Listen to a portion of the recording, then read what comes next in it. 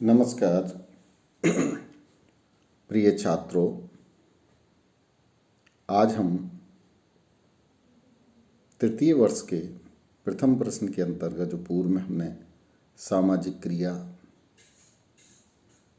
की परिभाषा और विशेषताओं का जिक्र किया था, उसी श्रृंखला में या उसी कड़ी में आज हम सामाजिक क्रिया के प्रकार और उसकी आलोचनात्मक विवेचना करेंगे। मैक्स वेबर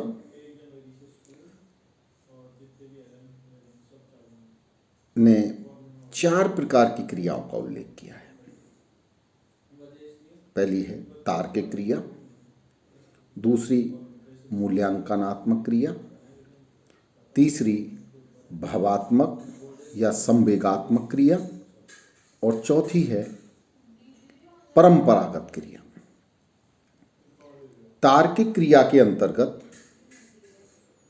तार्किक क्रिया का संबंध किसी लक्ष्य के साथ होता है। एक पुल का निर्माण करते समय एक इंजीनियर की क्रिया धन कमाने के लिए, प्रयत्नशील व्यापारी की क्रिया और युद्ध में सफलता प्राप्त करने में लगे हुए सैनिक अधिकारी की क्रिया इसी श्रेणी में आती है। यानी तार्किक क्रिया उस क्रिया को कहते हैं जिसका चयन कर्ता द्वारा सचेत और योजनाबद्ध रूप से लक्ष्य एवं साधनों को ध्यान में रखकर किया जाता है। दूसरी जो क्रिया है मूल्यांकनात्मक क्रिया, इस प्रकार की क्रिया के पीछे तर्क का होना आवश्यक नहीं है। एक डूबते हुए जहाज के साथ कप्तान का समुद्र में डूब जाना मूल्यांकनात्मक क्रिया के अंतर्गत ही आएगा। कप्तान यह भली भांति जानता है कि जहाज को छोड़कर अलग हो जाने से उसे सदा से जीवन से हाथ धोना नहीं पड़ेगा, परंतु फिर भी वह जहाज छोड़ने के बजाय मर जाना ज्यादा अच्छा समझता है। क्यों? जहाज छोड़कर चले जाने से किसी भी रूप में उसका कार्य सम्मानजनक नहीं है। इसी मृत्यु से प्रभावित होकर कप्तान क्रिया करता है। यानी जो क्रियाएं नैतिक, धार्मिक, कलात्मक या आदर्शात्मक आधार पर की जाती हैं, जिनके पीछे तर्क का होना आवश्यक नहीं है, मूल्यांकनात्मक क्रिया कहलाती है। तीसरी क्रिया है भावनात्मक या संवेगात्मक क्रिया। इस प्रकार की क्रिया का संबंध व्यक्ति के संवेग और भावनात्मक दशाओं से होता है। प्रेम, दया, घृणा, सहानुभूति एवं क्रोध आदि के वशीभूत होकर की जाने वाली क्रियाएं भावनात्मक क्रिया कहलाती हैं। और चौथी है परंपरागत क्रिया। वे क्रियाएं जिनका संबंध प्रथाओं, परंपराओं अथवा प्राचीन काल से चले आ रहे व्यवहारों और विश्वासों से होता है, परंपरात्मक क्रिया कहलाती है। अब हम मैक्स वेबर का जो सामाजिक क्रिया का सिद्धांत है उसके बारे में आलोचना जो बहुत सारे विद्वानों ने की है उसकी हम चर्चा कर लेते हैं। मैक्स वेबर ने सामाजिक क्रियाओं का वर्गीकरण इस तरह से किया है कि उसमें जीवन के राजनीतिक, धार्मिक और वैज्ञानिक पक्षों को सम्मिलित किया जा सके। वे क्रिया के प्रकारों के माध्यम से ऐसा व्यापक निर्वचन प्रस्तुत करना चाहते थे जो संपूर्ण जगत के लिए वैध हो। उनका दृढ़ विश्वास है कि उनके द्वारा प्रस्तुत क्रियाओं का वर्गीकरण सार्वभौमिक रूप से सत्य है। वेबर ने क्रियाओं के वर्गीकरण में तार्किकता और मूल्य दोनों का समन्वय स्थापित किया है। घटनाओं की सही परिणाम को ज्ञात करने के लिए दोनों का सहारा लिया जाना आवश्यक है। यद्यपि सामाजिक क्रिया का सिद्धांत समाजशास्त्र की एक अनुपम भेंट है, परंतु फिर भी अनेक समाजशास्त्रियों द्वारा इसकी आलोचना की गई है। इसमें पहला है, वेबर की सामाजिक क्रिया में प्रमुख आलोचना यह है कि उन्होंने इसके नकारात्मक विश्लेषण पर ही जोर दिया है।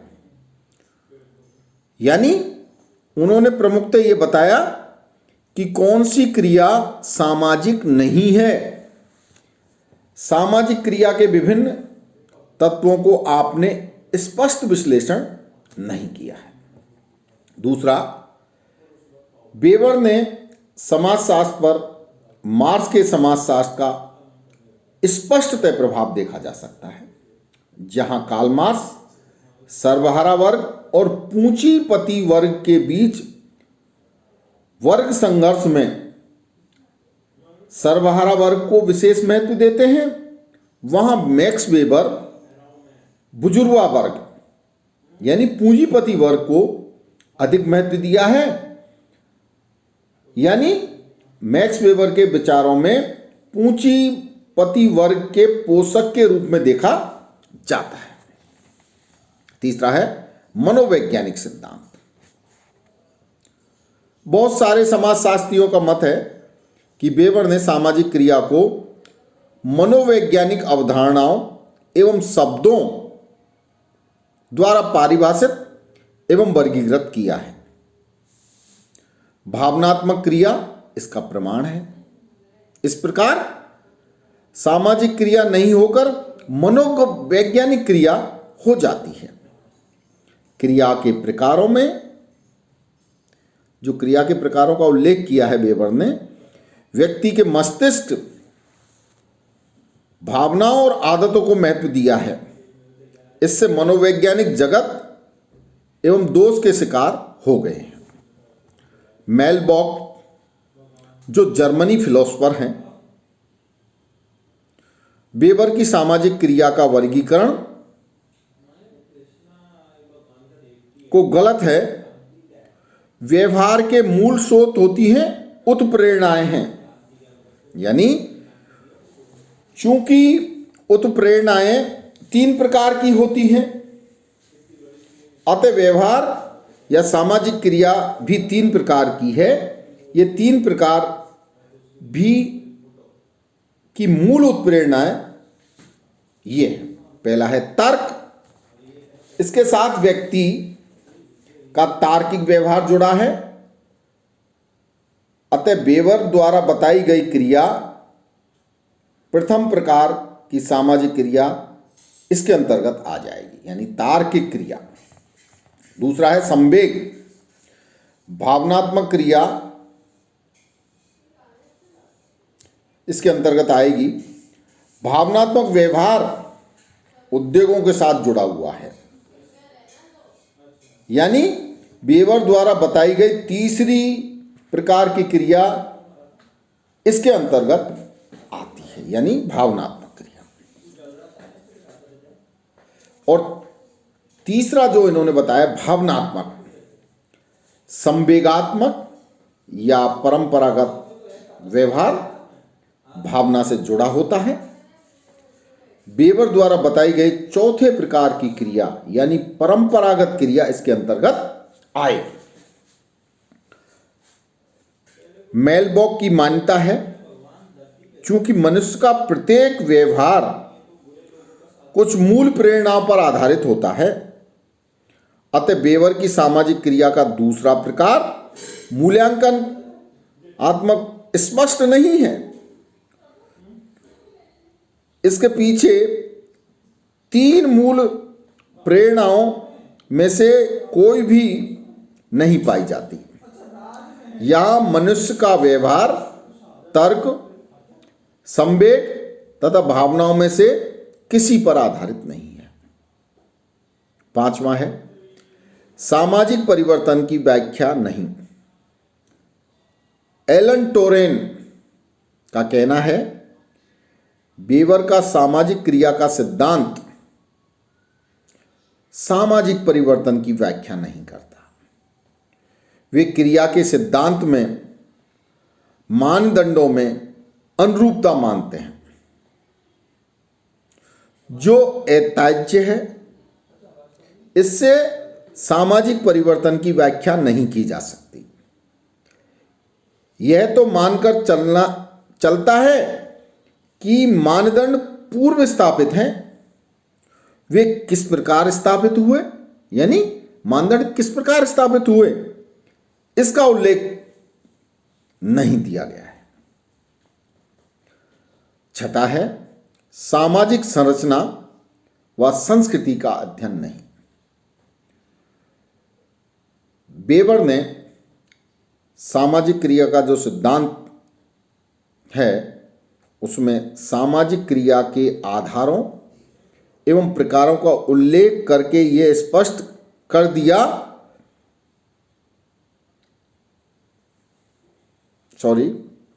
सामाजिक संरचना व संस्कृति का अध्ययन नहीं।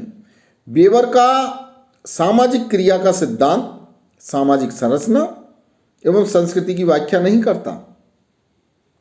उन्हें वह पहले से ही समाज में दिया हुआ या स्थापित हुआ मान कर चलता है। और एक जो अपूर्ण वर्गीकरण मैक्स वेबर ने किया है, वेबर का सामाजिक क्रियाओं का वर्गीकरण पूर्णतः अपूर्ण है।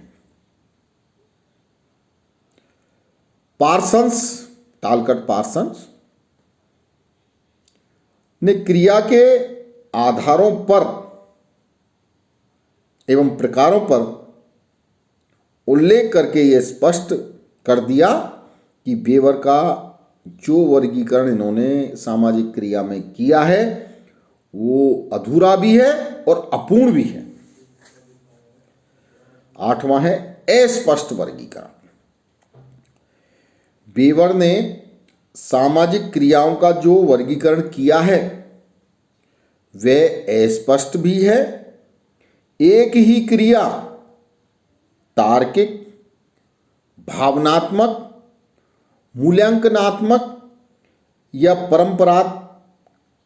परंपरात्मक में से दो या अधिक श्रेणियों में रखी जा सकती है।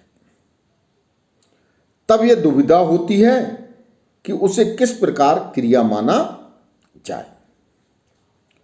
और नौवां है कोहेन, एक विद्वान हुए, उन्होंने कहा है वेबर की सामाजिक क्रिया का सिद्धांत सीधा सपाट नहीं है वरन घुमावदार और पुनरुक्त है। एक विद्वान हुए मर्टन और कोहेन, इनका कहना है कि वेबर का सिद्धांत एक सीमा तक लघु स्तर पर सामान्यीकरण कर सकता है, किंतु समाज का बृहद स्तर पर सामान्यीकरण करने में असमर्थ है। हाँ, मैक्स वेबर के सिद्धांत की बहुत सारे विद्वानों ने जो आलोचना की है, फिर भी हम ये कहना चाहेंगे कि मैक्स वेबर के क्रिया का सिद्धांत समाजशास्त्र में काफी महत्व रखता है। सामाजिक क्रियाएं एक समाज के निर्माण एवं विकास में प्रमुखतः योग देती है। वेबर ने संपूर्ण समाजशास्त्र को सामाजिक क्रिया के आधार पर समझने का प्रयत्न किया है।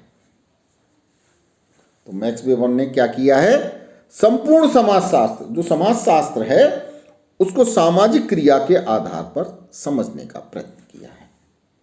धन्यवाद।